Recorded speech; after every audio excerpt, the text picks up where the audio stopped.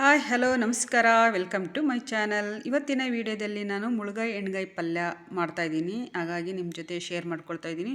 ಮುಳುಗಾಯನ್ನು 4 ಭಾಗವನ್ನಾಗಿ ಸೀಳಿ ನಾನು ಮಧ್ಯೆ ಸೀಳಿ 4 ಭಾಗವನ್ನಾಗಿ ಹೆಚ್ಚಿಟ್ಕೊಂಡಿದ್ದೀನಿ. ಹಾಗೆ ಅದಕ್ಕೆ ಏನೇನು ಬೇಕು ಅಂತ ಇಲ್ಲಿ ಇಂಗ್ರೀಡಿಯೆಂಟ್ ಅಂತ ಹೇಳ್ತಾ ಇದ್ದೀನಿ. ಇಲ್ಲಿ ನಾನು ಸಾಂಬಾರು ಪುಡಿ ತೊಗೊಂಡಿದ್ದೀನಿ, ಗುರಾಳ್ ಪುಡಿ, ರುಚಿಗೆ ತಕ್ಕಷ್ಟು ಉಪ್ಪು, ಆಮೇಲಿಂದ ಕರಿಬೇವು, ಕೊತ್ತಂಬರಿ, ಒಂದು ಸ್ವಲ್ಪ ಅಚ್ಚ ಖಾರದ ಪುಡಿ, ಸ್ವಲ್ಪ ಗರಂ ಮಸಾಲ ಹಾಕ್ಕೊಂಡಿದ್ದೀನಿ. ಆಮೇಲಿಂದ ಕಡಲೆಬೇಳೆ ತೊಗೊಂಡಿದ್ದೀನಿ, ಹಸಿ ಈರುಳ್ಳಿಯನ್ನು ಹೆಚ್ಕೊಂಡಿದ್ದೀನಿ. ಹಾಗೆಯೇ ನಾನಿಲ್ಲಿ ಹಸಿ ಕೊಬ್ಬರಿ ತೊಗೊಂಡಿದ್ದೀನಿ ಮತ್ತು ರುಚಿಗೆ ತಕ್ಕಷ್ಟು ಬೆಲ್ಲ. ಏಕೆಂದರೆ ಇಲ್ಲಿ ಹುಣಸೆಹುಳಿನ ಸ್ವಲ್ಪ ಹಿಂಡ್ಕೊಂಡಿದ್ದೀನಿ. ಹುಣಸೆಹುಳಿ ಎಲ್ಲಿರುತ್ತೋ ಅಲ್ಲೇ ನಾವು ಇಲ್ಲಿ ಇದನ್ನು ಹಾಕೋದ್ರಿಂದ, ಬೆಲ್ಲ ಹಾಕೋದ್ರಿಂದ ತುಂಬ ಟೇಸ್ಟಿಯಾಗಿ ಬರುತ್ತೆ. ಈಗ ನೋಡಿ ಎಲ್ಲವನ್ನು ತುಂಬಿ ಬದನೆಕಾಯಿಗೆ ತುಂಬಿ ಇಟ್ಟು ನಾನಿಲ್ಲಿ ಮಾಡ್ತಾಯಿದ್ದೀನಿ. ಇದು ನಾನು ಮಧ್ಯೆ ತೋರಿಸ್ತಾ ಇರೋದು ಮಾಲ್ಟ್, ಬೆಳಗಿನ ನಾನೇ ಮನೆಯಲ್ಲಿ ರೆಡಿ ಮಾಡಿದ ಒಂದು ಮಾಲ್ಟ್ ಅಂತ ಹೇಳ್ಬೋದು. ನಾನು ಹಿಂದಿನ ವಿಡಿಯೋದಲ್ಲಿ ಮಾಲ್ಟ್ ಹೇಗೆ ಮಾಡೋದು ಅನ್ನೋದು ತೋರಿಸ್ಕೊಟ್ಟಿದ್ದೀನಿ. ಎಣ್ಗಾಯಿ ಪಲ್ಯ ರೆಡಿಯಾಗಿದೆ. ಹಾಗೆ ರೊಟ್ಟಿ ಜೊತೆ ನಾನಿಲ್ಲಿ ಫೋಟೋ ಹಾಕಿದ್ದೀನಿ. ಹೇಗೆ ಅನ್ನಿಸ್ತು ನಿಮ್ಮ ಕಮೆಂಟಲ್ಲಿ ತಿಳಿಸಿ. ನೀವು ಯಾವ ರೀತಿ ಮಾಡ್ತೀರಾ ಅಂತ. ನಾನು ಏನು ಇಂಗ್ರೀಡಿಯೆಂಟ್ ತೋರಿಸಿದ್ದೀನಲ್ಲ ಅಷ್ಟೇ ಹಾಕ್ತಾ ಇರೋದು. ಇಲ್ಲಿ ಹಾಗೆಯೇ ಬೀಟ್ರೂಟ್ ಪಲ್ಯ ಮಾಡ್ತಾಯಿದ್ದೀನಿ. 1-2 ಸ್ಪೂನ್ ಆಗುವಷ್ಟು ನಾನಿಲ್ಲಿ ಆಯಿಲ್ ಹಾಕ್ಕೊಳ್ತಾ ಇದ್ದೀನಿ. ನಾನಿಲ್ಲಿ ಬೀಟ್ರೂಟನ್ನು ತುರ್ಕೊಂಡಿದ್ದೀನಿ, ಬೇಗನೂ ಬೇಯುತ್ತೆ, ಚೆನ್ನಾಗಾಗಿರುತ್ತೆ ಅಂತ. ಅಲ್ಲಿ ಹೋಳುಗಳನ್ನಾಗಿ ಪೀಸಾಗಿ ಮಾಡ್ಕೊಂಡಿಲ್ಲ ನಾನು. ಇಲ್ಲಿ ಎಣ್ಣೆ ಬಿಸಿಯಾದ ನಂತರ ನಾನು ಸಾಸಿವೆ ಜೀರಿಗೆ ಹಾಕ್ಕೊಳ್ತಾ ಇದ್ದೀನಿ. ನಾನಿಲ್ಲಿ ವಾಯ್ಸ್ ಓವರ್ ಮಾಡ್ತಾಯಿದ್ದೀನಿ, ಏಕೆಂದರೆ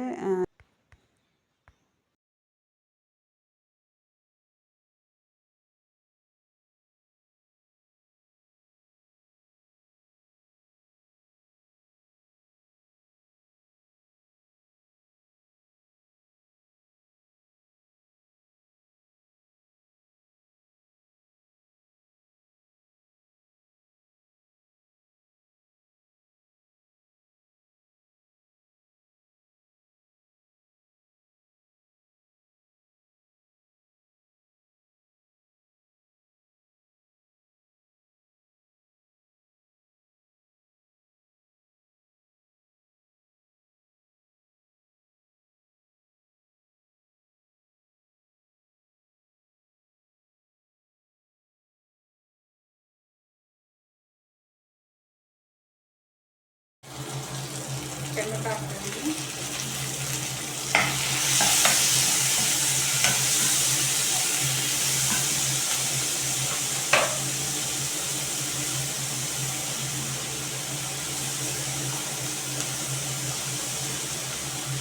ಸ್ವಲ್ಪ ಸಾಲ್ಟ್ ಹಾಕ್ತಾಯಿದ್ದೀನಿ.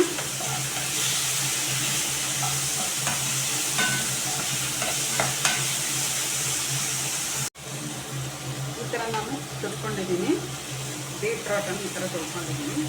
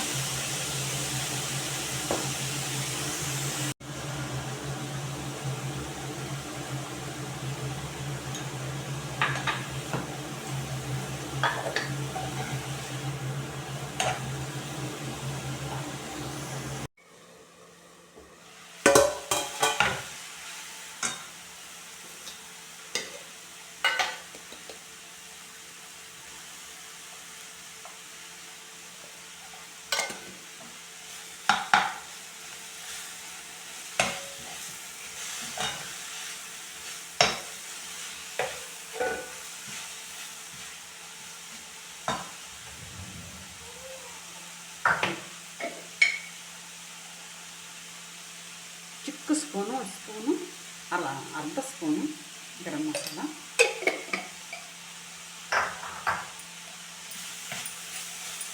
ಟೇಸ್ಟಿಗೋಸ್ಕರ ಅಷ್ಟೇ.